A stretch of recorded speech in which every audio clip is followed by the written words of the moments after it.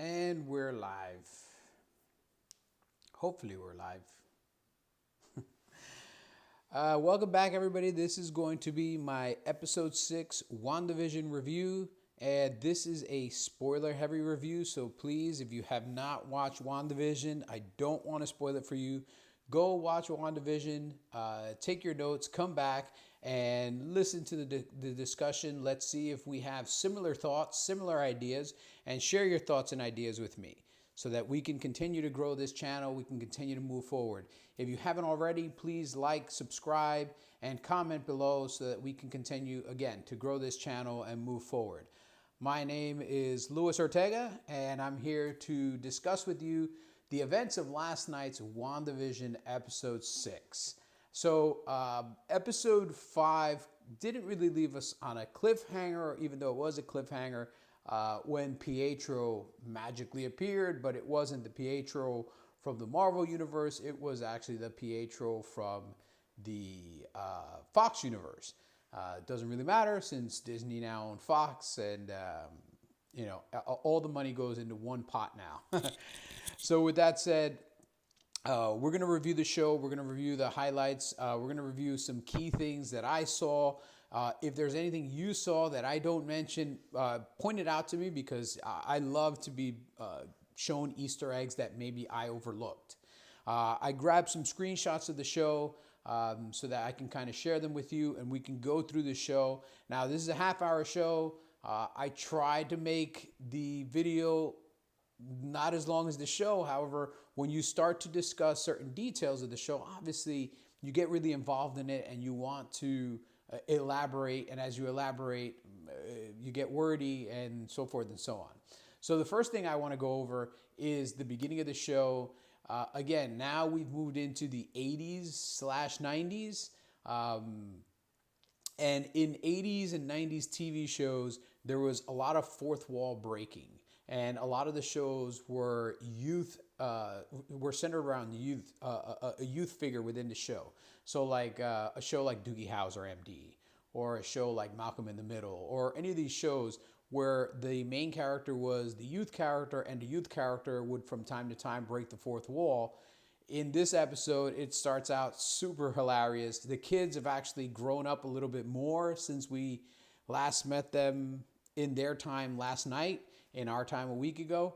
And the kids are breaking the fourth wall. The kids are looking at the camera, discussing things with the camera. It was pretty meta because it's a show within a show. And also, but it's pretty cool and it's very appropriate for the time that they're trying to hit, which is the 80s and 90s. I thought it was hilarious. The other big hilarious thing were the costumes. Wanda's costume, 100% comic accurate, looked great, and it's great that, again, meta. It's Halloween. This is the time for them to wear these costumes. And I'm going to discuss something when I show you Vision's costume. And from this point forward, after I discuss that, I hope I can change people's minds. So Wanda's in her, original Wanda Scarlet Witch regalia. Vision is in his original OG Vision costume. And this is where I want to go a little deep on this costume, because obviously within the show it works because it's Halloween and they want to make it look like it's something that Wanda just put together from the closet. And it's even within the show, it's a little bit funny because he goes, oh, I know how much you love luchadores, which is Mexican wrestlers. And if you look at a lot of Mexican wrestlers, they dress like this. They have cape. They have these skin tight outfits. They're very, very hilarious. But looking at that costume, I want to bring up a specific point. This is why they've never done a Wolverine in his original costume in any of the X-Men movies, because this would look ridiculous in a live action movie. This is why you cannot have certain characters wearing their comic book accurate costumes. And anytime somebody says, oh, no, no, no, I don't like it because it doesn't look like it does in the comics. Good. Imagine how ridiculous Hugh Jackman would look in blue striped yellow PJs with big blue fins off of his shoulders. It would be ridiculous. I love the fact that they did this, because now this is going to be my go-to point of why not all characters' costumes translate great to live action. Pietro, this is his original costume design from the comic books. Look how ridiculous he looks. Even Aaron Taylor Johnson, his costume from Age of Ultron, which was supposed to be like a tracksuit, looked really stupid. At least I thought it looked stupid. So imagine how stupid it would have looked if he wore his comic book accurate costume. That's not everything translates great from the page to the screen. And that's one of the great things about the Marvel Cinematic Universe, is they understand that. Now, certain characters, you have to bring their comic book over and you have to try to translate it to work. Iron Man, he's got an iron suit. You've got to translate that to live action. I think the original 2-3 Iron Man movies, where it was actually a suit of armor that kind of attached to him, were great. When they came up with the nanotech, where I could just pull my zippers and magically an entire suit will appear out of my chest, I understand they have to do it, but it sucked. I'll be quite honest with you. I thought the nanotech sucked. I thought the nanotech for T'Challa, for Black Panther, sucked. I hate nanotech. I understand, hey, every time I want to be a superhero, I can't like run into a closet and change into my costume and then come back out and fight somebody. I need to be able to fight right then and there. I think in the first couple of Iron Men, they did it pretty well. In Iron Man 2 especially, he had the little briefcase. That briefcase is OG Iron Man. He would carry a briefcase that would turn into the suit. I thought that was great. You know, and then in the third one, he had the suit which could actually find him and attach itself to him. Again, I thought it was great. Then all of a sudden, nanotech. Like, it's stupid. I just think it's stupid. Like, certain things, the realism of, and I'm saying realism in quotes because it's a guy in a suit that can fly and shoot beams. Obviously, that's not very realistic. But I just hate the nanotech. I hope they erase the nanotech from the Marvel vocabulary. Have the people have their costumes. Have the people have their suits. But make sure that they translate properly. This suit didn't translate properly. That's why I love the fact that Vision's overall look when he's fully Vision is not this, because this would be horrendous. Batman looks good in a bat suit. Batsuit has had many iterations. Superman, you know, has to wear his super suit, but even his super suit has evolved. Like, if you look at all the original Superman, he wore his underwear on the outside for a long time. It's been an ongoing meme and joke forever within the fandom, within the nerd community. You know, this guy is from another planet. He's super advanced. He's still wearing his underwear on the outside. So I just thought that this was super hilarious, super funny. And I hope that everybody else did as well. So from there, they're going to go trick-or-treating. However, Vision is going to go in his own little path. He's going to be doing some neighborhood watch. But he's actually not going to be doing some neighborhood watch. He is going out there to find out what's going on, because last week's episode was just a few hours for him. He just woke up.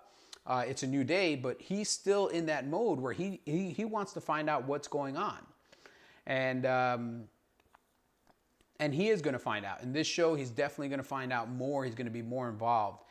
In the meantime, everybody else is going to go do their trick-or-treating. Wanda and Pietro go with the kids. They're going to go to like the town square. Everybody's out trick-or-treating. There's finally other children out and about. which is something that Vision had mentioned in the last episode. There's no children. Now all of a sudden there's children. And later on when we see Vision out on his own little quest, he seems very happy to see other children. Wanda and Pietro have a little callback moment to when they were kids, trick-or-treating in Sokovia, and how horrible it was. And this was a great gag. The lady gives them like a dead fish as their Halloween gift or the Halloween present. It was hilarious. And then the other little meta thing, and maybe I'm looking for too many Easter eggs, but is Pietro dressed as a pirate or as Nick Fury? Because for a second there, I was like, wow, he looks like Nick Fury, and whatever. Again, maybe it's just me. Maybe I just read into it a little bit deep. But they had this little flashback within the show of them as kids, and I thought it was a hilarious little cutaway to like a separate story. It's very, almost very, it's your typical sitcom kind of cutaway to like years ago. And then Vision is out on his Vision Quest. And that's what I'm going to call it. I'm going to call it Vision Quest because you know what? That movie might not be the greatest movie, but god damn it, it was a pretty freaking good movie, Vision Quest. And if you haven't seen Vision Quest, look it up. It is as 80s as 80s can get, and it is all kinds of 80s awesome. So if you're into like crazy 80s stuff, Vision Quest, okay? So Vision is out, and he's doing his own little research, and this is where the first kind of like scary what the hell thing is going on kind of happens. As Vision is traveling around, he sees wherever Wanda is, there's stuff going on. So everybody that's in the background is kind of like background scenery. So they're extras in a TV show, extras in a movie. And if you look at extras, they're always like behind the scenes, and they're doing stuff, but sometimes they're looping, doing the same thing over and over because they're part of the scenery. So as Vision goes out, and again, maybe it's only people that are around Wanda that have the ability to move, but maybe when Wanda moves too far away from them and they're no longer required scenery, they just freeze because the show is not happening there. Because that's kind of what we see here. There's a lot of people that are just frozen. They're not moving. They're just frozen where they are, almost waiting for a director to yell action. And so when Wanda comes by, maybe that's when it's action. And the rest of the time, they're just frozen, waiting for their part to come up. And if their part doesn't come up, then they kind of just reset into another part of the day. So in the event that Vision goes by, all of them start moving. But since Wanda doesn't know where Vision is, because he's supposed to be neighborhood watching, for some reason, these people are frozen. And the scariest, or like the creepiest thing, let's put it that way, was when Vision is walking and there's that lady that's hanging up the Halloween ornaments. And I'm sure you all know exactly what I'm talking about. It's that poor lady, and she's kind of doing this, and that's all she's doing. She's just repeating this one motion, almost like waiting for somebody to tell her, action, go. And as she's doing that, you see that like that one teardrop coming down her eyes, and you realize that lady is conscious of what's going on. She's cognitive of what's happening around her. She just can't move. Like Wanda has her prisoner in her own body, which is, of all the fears that are out there, if you've ever watched a movie about somebody being trapped in their mind or their body and they can't move, that's the worst. That's like, imagine you're on an operating room table and they think you're under anesthesia, but you are 100% awake. And they start cutting into you, but you can't feel it, you can't move, but you know what's happening. You're trapped in your own mind. It's horrendous. And if that's what's happening to these poor people, oh man, that all kinds of sucks. And Wanda should really, if that's what Wanda's doing, then that is just horrendous. So again, Vision is out. He's doing his little Vision quest. It's pretty entertaining, actually. As he's going around, he's seeing all these people. And while this is going on, he comes across Agnes. And Agnes is just frozen. She's not moving. She's in her car, just frozen. And she's interacting a little bit, but not really interacting until Vision touches her and kind of releases her from Wanda's spell. And that's where, again, we don't know if Agnes is going to play a bigger part. We all think that she's a character from the comic books who happens to be a witch. So it was a little meta that she's wearing a witch costume on Halloween when we all, or a lot of people, believe she's a character, Agnes from the comic books, who also happens to be a witch.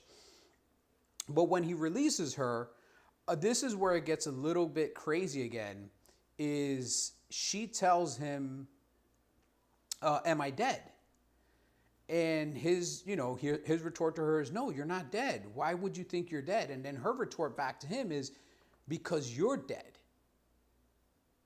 You're an Avenger and you're dead. One, he doesn't know what an Avenger is. And two, he doesn't understand how he could be dead. So this is really a huge thing here, because she just is informing him of things he doesn't know. And the fact that he doesn't know them, again, more questions. This show should be called WandaVision Questions Asked, because you're just constantly asking questions. I believe the original Vision is absolutely dead. I believe this iteration of Vision is what Wanda was able to reanimate from his corpse. And even though he has a lot of memories, I don't think he remembers anything prior to her reanimating him as far as memories. Because he's even said it before. He doesn't remember anything before coming here. He just knows that he loves her and that they should be together. That's all he remembers. And it's almost like that's all she's allowing him to remember, which is wild. But it's also scary, because he doesn't know who he is. He doesn't realize, like, he's an Avenger. And I'm wondering, like, now does he realize why he has powers, why he looks different? Does he realize that he's an android or a cyborg or whatever, an artificial intelligence? Like, what memories or what thoughts has Wanda allowed him to have? And what memories and thoughts has Wanda kept from him? Obviously, she's kept everything in the past from him. He probably has no clue who any of the other Avengers are. If he doesn't know he's an Avenger, then he doesn't know about, Thor, Cap, Tony, anybody. He doesn't know anybody. He just knows the reality that he lives in that moment. And he's married to Wanda. They have 2 kids, and they live in this town. That's it. But as an AI, if he is a sentient being, I don't even know if he. Yeah, I mean, obviously he's thinking for himself, because he is not doing what Wanda wants him to do. So even though Wanda might be able to control him to a point, Wanda is not in full control of him. He has some autonomy, and he's curious, and he wants to know what's going on. So he keeps walking, and he finally gets to the barrier. And this is one of the points in the show where I was just like, wow. He finally is at the point where he might get some more understanding of what's going on. And he starts to push his way through the barrier and try to get to the other side of the barrier. And while this is going on, back on the Sword side of things, the director of Sword is being a super douche, but I don't blame him for being a douche. The director, Hayward, because he does have a reason to feel the way he feels about Wanda. She just threatened to kill him. She turned every gun he had against him. She shot down their drone. She's upgraded the exterior of the Hex. She's been doing nothing but being very, she's kidnapped the whole town. I mean, that alone, like, you just kidnapped the whole town. Like, that's not a good guy thing. That's a bad guy thing. But he gets into an argument with Wu, with Darcy, and with Monica Rambeau. He has them escorted off the base, or at least he thinks he does. And as they're getting escorted off the base, they attack the soldiers. They get away from them. They hack into the computer systems and start to understand that he's actually been able to track Vision by using vibranium, because vibranium is so unique that if he can hone in on vibranium, he'll be able to see exactly who they're talking to or who they're following. Only one person has vibranium in that area, it's Vision. And then he can bounce a signal off Vision to actually get a count of all the people that are around him. So he's actually pretty smart, because nobody else thought about that. And as Vision, again, pushes through the wall to get on the outside, we have a quick little cutaway. When he finally gets through, he starts to get pulled apart. So for some reason, the barrier, or Wanda, I'm guessing Wanda since she controls the barrier, he can get through the barrier, but he can't escape the barrier. The barrier starts to pull him back in, literally tearing him apart. So for as strong as Vision is, this thing is pulling him back, and he's trying his best to escape from it. And it's literally ripping the pieces off of him. It's like putting a giant magnet up to a piece of metal and just slowly shearing all the pieces of Vision. But he did get through the barrier, and he sees that there is something outside the barrier. He sees the soldiers. He sees current day, which is much different than where he's from on the inside of Westview. But again, he's trying to fight his way free. And instead of the soldiers helping him, they kind of just stand there and watch him getting torn apart, even though you can see he needs help. And Darcy comes running to try to help him. They grab Darcy. They handcuff her to an armored vehicle. They won't let her in. And while this is happening, they're trying to assess, is he a threat? Is he not a threat? What's going on? And then one of Vision's kids starts to see him or feel him, because obviously one of his children is telepathic. He can sense it. And he goes, tells Wanda, something's wrong with Dad. Dad's in trouble. And again, we see Wanda's power. She literally pauses everybody. Like, she just pauses everybody. Like, nobody can move. And she goes into full Wanda red-eyed psycho mode, and she starts to feel that Vision is in trouble. And she's trying to protect him. She sees, the son tells her she sees he's outside the barrier. And instead of trying to pull him back in the barrier, what she does is she starts to grow the barrier. So now the hex has become even larger. And as it's growing, it's absorbing everybody that's just on the outside of it. So all the soldiers are being absorbed. And as they're absorbed, she's changing them to fit the narrative of what's inside the hex. So the soldiers are becoming clowns in a circus. All their tents are becoming circus tents. Their armored vehicles are now becoming, ice cream trucks. And even Darcy, which I thought was, I was like, oh man, Darcy's stuck. Darcy gets absorbed in as well. So the only people that actually got to escape were the director and Monica. And as they're running down the road, the barrier is chasing them. And at a moment, it kind of hit the back of their vehicle. I thought they were going to get absorbed in. They didn't get absorbed in. They kept driving. And then finally the barrier stopped. But how big did the barrier get? How many more people did the barrier absorb? And as it absorbed more people, we already see that Wanda can only do so much. I mean, yeah, she can change things, but now there's more prisoners inside of the hex. Now there's more people stuck. And who's this engineer? Like, they were supposed to go get this aeronautical engineer or something to help them. We still don't know who that is. We do know that it's a man. Some people were speculating that it was a woman, but in this particular episode, Monica specifically says, we're going to go get my guy.